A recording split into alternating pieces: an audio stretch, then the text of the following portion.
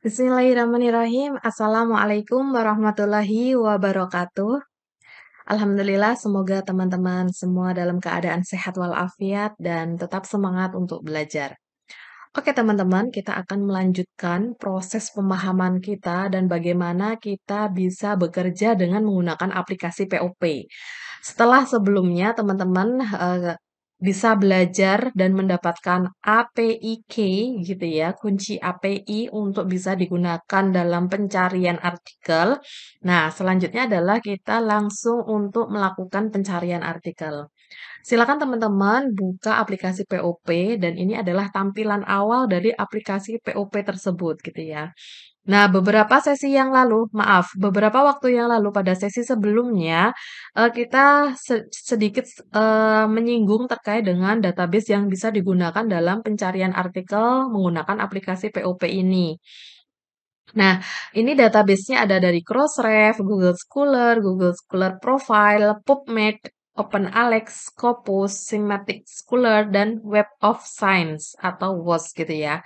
Teman-teman nanti bisa mengkombinasikan antara satu database dengan database yang lain, atau menggunakan satu saja database gitu ya. Mungkin kalau satu database sudah sangat banyak sekali artikelnya dan dirasa cukup untuk digunakan, dan sudah sesuai kebutuhan ya cukup satu, it's okay gitu ya.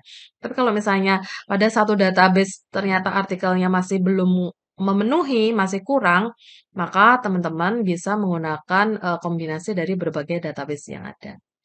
Oke, pada kesempatan kali ini kita akan mencari artikel yang relevan dengan apa yang kita butuhkan. Misalnya nih, kita semua akan menulis artikel dengan desain artikel adalah systematic literature review, sehingga kita membutuhkan berbagai publikasi artikel yang relevan dengan penulisan kita gitu ya, untuk kita analisis. Misalnya kita akan menulis terkait dengan pengembangan kurikulum atau kurikulum development. Nah, kita membutuhkan banyak sekali artikel terkait dengan kurikulum development untuk kita bisa membuat misalnya nih kerangka acuan kerja terkait dengan kurikulum development atau framework terkait dengan kurikulum development atau terkait dengan desain kurikulum development atau terkait dengan apa namanya metode atau model terkait pengembangan kurikulum yang tepat yang bisa kita gunakan untuk apa namanya implementasi di lapangan gitu ya, baik itu sekolah pada jenjang sekolah dasar, menengah tinggi misalnya kayak gitu ya, menengah atas maaf, dan perguruan tinggi. Nah, teman-teman yang perlu dipersiapkan adalah ini nih, Scopus Search. Sebenarnya tidak hanya Scopus ya, nanti kalau teman-teman misalnya pakainya WOS, berarti ada WOSEarch. Di sini adalah menu-menu yang bisa kita gunakan untuk pencarian artikel. Bisa menggunakan authors. Tentunya kalau menggunakan authors itu sangat sempit gitu ya, karena misalnya mencari nama Fitri. Ini nanti adalah fokusnya pada nama, sehingga artikel yang relevan yang dibutuhkan itu mungkin tidak akan, relevan dengan nama, kayak gitu ya. Bisa jadi Fitri, tapi tidak pernah menulis, mempublikasikan terkait dengan kurikulum development. Misalnya banyaknya pada manajemen pendidikan, misalnya gitu ya. Nah, sehingga ini tidak perlu digunakan, kecuali kalau misalnya sudah hanya misalnya akan mencari artikel yang dipublikasikan oleh saya, misalnya ya, Fitri Nur Mahmuda, misalnya gitu. Ya pasti akan, artikel yang semua sudah dipublikasikan yang ada di Scopus, misalnya gitu. Eee, nah ini kita cek. Oh, nol. Padahal ada ya, tapi ini kosong. Oke, eee, ini terlalu sempit. Nah, terus kalau afiliasi gimana? Nah, kalau afiliasi ini nanti teman-teman hanya mencari, publikasi-publikasi di artikel maaf, publikasi-publikasi artikel dari, afiliasi atau universitas yang sudah mempublikasikan. Ini kalau menurut saya ini terlalu majemuk gitu ya. Misalnya nih, teman-teman akan mencari, artikel yang dipublikasikan di sebuah sekolah atau di sebuah universitas yang itu menjadi idolanya teman-teman gitu ya. Mungkin Aichi University di Jepang atau Michigan State University di Amerika misalnya kayak gitu ya. Nah, ini nanti bisa, menggunakan affiliation, Michigan State University. Nah, misalnya seperti ini. Nanti bisa apa namanya, bisa dicari gitu ya. Hanya saja mungkin karena di satu universitas itu sangat banyak sekali publikasinya dan itu pasti akan membutuhkan waktu tertentu untuk mencari artikel relevan terkait dengan artikel yang akan kita susun, yaitu kurikulum development. Sehingga nanti akan membutuhkan waktu yang sangat banyak sekali karena di satu universitas pasti itu tidak hanya sekedar ada di program studi apa namanya, education saja gitu ya. Tetapi itu pasti akan sangat kompleks ya, ada kedokteran misalnya gitu ya, ada social science, terus ada farmasi misalnya gitu, terus ada humaniora. Nah, seperti ini. Ini ada nature misalnya gitu ya, ada apa namanya, banyak sekali, ada apa namanya, banyak sekali, tema-tema sehingga mungkin ini tidak bukan mungkin lagi, memang ini tidak akan bisa mengcover seperti kebutuhan, gitu ya. Oke, nah selanjutnya gimana? Ini adalah publication name. Publication name ini adalah di mana teman-teman akan, menemukan artikel di jurnal tertentu. Nah, ini adalah berdasarkan jurnal. Jurnal itu banyak sekali, global gitu ya, ataupun nasional. Hanya saja kalau ini Scopus itu adalah lingkupnya adalah global, di luar negeri atau di dalam negeri yang sudah terindeks Scopus. Nah, di publication name itu juga menurut saya itu terlalu majemuk, terlalu banyak. Karena apa? Di satu jurnal itu pasti akan menerbitkan berbagai tema yang itu tidak sama. Ya, misalnya kalau di pendidikan itu ya ada tema manajemen pendidikan, ada tema kesiswaan, ada tema atau judul-judul gitu ya. Seperti ini judul dan ini hanya jurnal. Misalnya kita cari apa? Education Science atau Education Management. Coba kita search ya. Misalnya nama jurnalnya adalah Education Management. Ada nggak ya di jurnal Education Management itu dipublikasikan terkait dengan kurikulum development gitu ya? Ya pasti ada. Tapi masalahnya adalah nih, yang berkaitan dengan education management dan kurikulum development di sini tuh banyak sekali gitu ya. Mana nih? Ini harus dicari nih. Ini membutuhkan waktu yang banyak teman-teman ya. Sehingga kalau publication name-nya eh, sehingga kalau kita butuhnya adalah artikel terkait dengan kurikulum development dan kita ngisi search-nya, pencarian itu menggunakan publication name itu masih majemuk menurut saya. Nah, selanjutnya, tapi itu bisa digunakan di hal tertentu ya, teman-teman ya. Kalau kasus yang sekarang yang kita pelajari bersama karena kita sudah menentukan tema, tema terkait dengan kita akan menyusun literatur review, menyusun artikel dengan menggunakan desain literatur review dengan temanya adalah kurikulum development. Nah, title words menurut saya ini adalah yang tepat. Kenapa demikian? Karena dia to the point ke dalam kurikulum development yang akan kita gunakan sebagai bahan dari analisis untuk penulisan artikel gitu ya. Title words ini adalah hal yang bisa sangat relevan sekali bisa kita gunakan sehingga ini nanti bisa digunakan oleh teman-teman semua. Bagaimana kalau keywords gitu ya? Teman-teman tahu kan kalau di artikel atau di laporan akhir skripsi, tesis, disertasi misalnya, keywords itu ada di bawahnya abstrak. Sehingga ketika teman-teman memasukkan keywords, itu pasti akan banyak sekali keyword-keyword dan yang ditemukan di publikasi kayak gitu ya. Mungkin judulnya adalah pengembangan kurikulum, tapi keywordnya mungkin nggak ada pengembangan kurikulum atau kurikulum desain, kurikulum metode, kurikulum framework, mungkin bisa keywordnya seperti itu. Nah, itu menurut saya bisa digunakan, tetapi masih majemuk gitu ya, kompleks. Nah, selanjutnya di sini ada years. Years ini adalah untuk bisa apa namanya digunakan sebagai rentang gitu ya.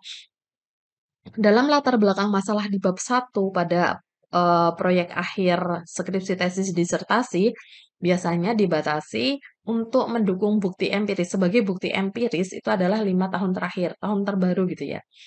Kalau di kajian teori, itu biasanya adalah 10 tahun terakhir. Dan kalau misalnya mau terbaru banget ya biasanya menggunakan 5 tahun terakhir. Nah, ini bisa, digunakan sebagai rentang untuk, mempersempit dari pencarian artikel. Oke teman-teman, kita akan, mencari artikel ya terkait dengan kurikulum development sesuai dengan kebutuhan artikel yang kita tulis. Nah, ini kita menggunakan yang terbaru banget saja ya, walaupun sebenarnya, ini bisa dengan menggunakan berbagai tahun yang ada dan, kita juga tidak bisa memungkiri gitu ya, bagaimana cara kerja kajian teori yang bisa digunakan dan diimplementasikan ke dalam sebuah, prosedur dan aplikasi atau implementasi dari proses manajemen pendidikan atau pendidikan yang ada di sekolah, baik sekolah dasar, menengah, menengah pertama maupun menengah atas dan atau perguruan tinggi gitu ya. Bisa jadi dalam kondisi kita saat ini di era yang sangat fluktuatif, era disruption, era revolusi industri 4.0 dan sebentar lagi kita mungkin akan menghadapi apa namanya smart society 5.0 gitu ya, era kemajuan teknologi digital misalnya gitu. Bisa saja atau bisa jadi mungkin loh ya, ini asumsi saya mungkin bisa dibuktikan dengan penelitian. eh Apa namanya, pada saat ini kita, eee bisa mengimplementasikan dari model-model atau metode dari kajian-kajian terdahulu bisa jadi seperti itu. Jadi tahun 1900-an atau 1900, tahun-tahun sebelumnya gitu ya. Nah, hanya saja karena ini adalah teori terbaru, maka kita search aja untuk bisa menspesifikasi dan mempersempit dari pencarian gitu ya. Nah, kita search. Oke, sembari kita tunggu. Nah, ini secara otomatis akan di sini ada total gitu ya. Oh, ini ada 97 dan itu sudah sangat banyak sekali untuk bisa digunakan sebagai penulisan atau bahan dari artikel. Nah, ini ini kita klik ini title-nya di sini ya. Kalau misalnya mau baca lebih jelas ini ada paper details di sebelah kanan gitu ya. Nah, ini bisa apa namanya dibaca. Higher Education for Sustainable Development. Nah, nanti teman-teman juga akan menspesifikasikan, membatasi artikel pengembangan kurikulumnya itu untuk apa gitu ya, untuk jenjang apa, apakah SD, apakah SMP, apakah SMA, atau apakah perguruan tinggi karena di sini yang ditemukan itu adalah misalnya yang pertama ini untuk perguruan tinggi, terus yang kedua, oh ini masih belum jelas ya, ini perlu dibuka. Bagaimana sih cara bukanya gitu ya. Nah ini bisa dibuka di sini copy detail, maaf, maaf, open publisher version.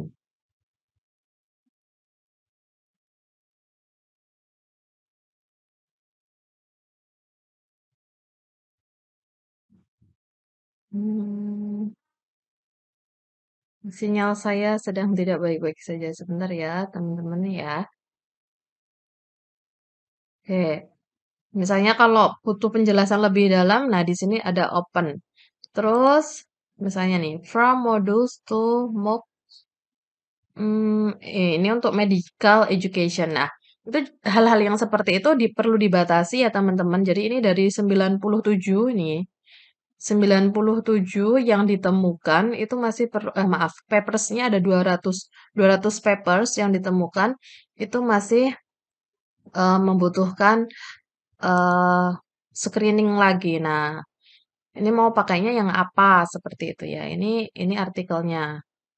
Kalau misalnya ini cocok, ini kurikulum. Coba kita cek ya. Hmm, ini di mana? Oh, ini belum students ya. Ini sih students. Nah, tapi ini apakah student college atau di jenjang pendidikan sekolah menengah pertama ataupun nah ini seperti ini harus dicari sesuai dengan kebutuhan teman-teman semua gitu ya. Ya kalau ini misalnya kalau ini school. Coba kita lebih spesifik lagi. Jadi ini apakah bisa panjang? Bisa. Semakin panjang semakin spesifik ya, teman-teman ya. Coba kita cek. Berapa papers yang bisa ditemukan terkait dengan school curriculum development. Jadi pengembangan kurikulum ini hanya fokus pada sekolah saja gitu ya. Yang itu nanti bisa digunakan untuk analisis data pada systematic literature review. Oke. Nah, ini ada 81 papers ini yang terkait dengan school curriculum development. Nah, school curriculum development pun nanti juga teman-teman harus mencari apakah mau dispesifikkan ke SD, ke SMP, atau SMA. Nah, nanti bisa dicari gitu ya. Misalnya nih, ini Elementary School Student Development of STEM. Nah, ini adalah di sekolah dasar. Kita bisa klik, klik doi-nya. Nah, seperti ini. Nah, cocok nggak? Kalau misalnya nggak cocok berarti ini nggak dipakai. Nanti cari aja yang cocok gitu ya. Oh, ini medical school. Kok medical ya? Nggak cocok misalnya gitu ya. Terus ini kurikulum planning model profesional. Oh, ini di high school teachers. Berarti ini di SMA. Kira-kira cocok nggak kalau di SMA? Oh iya, karena memang artikel saya mau pengembangan kurikulum di SMA misalnya gitu ya. Nah, ini kalau misalnya cocok langsung di-download aja. Nah, setelah di-download habis itu nanti dijadikan satu folder dan siap untuk dianalisis. Nah, oke. Nanti cara analisisnya bagaimana? Itu ada di sesi selanjutnya ya, teman-teman ya. Nah, nanti ini sudah dapat satu misalnya gitu ya, terus cari lagi sampai ketemu sesuai dengan kebutuhan. Gitu ya, teman-teman. Semoga eh, apa namanya penjelasan ini bermanfaat dan bisa melengkapi secara komprehensif terkait dengan cara kerja POP. Sebenarnya masih banyak sekali. Nanti akan saya eh, apa namanya kita pelajari bersama secara lebih detail. Ini baru Scopus ya. Nanti source-nya bisa menggunakan berbagai apa namanya search yang lain misalnya gini. Karena ini masih aktif jadi nah ini. Bisa menggunakan berbagai sub yang lain. Bisa dikombinasikan atau bisa salah satu saja. Oke teman-teman semua, sekian penjelasan dari saya. Semoga bermanfaat dan selamat bekerja, selamat mencari artikel yang relevan, yang digunakan dan dibutuhkan untuk keperluan dari masing-masing teman-teman semua. Semoga lancar dan sukses. Salam semangat belajar dari saya. Sekian dari saya. Wassalamualaikum warahmatullahi wabarakatuh.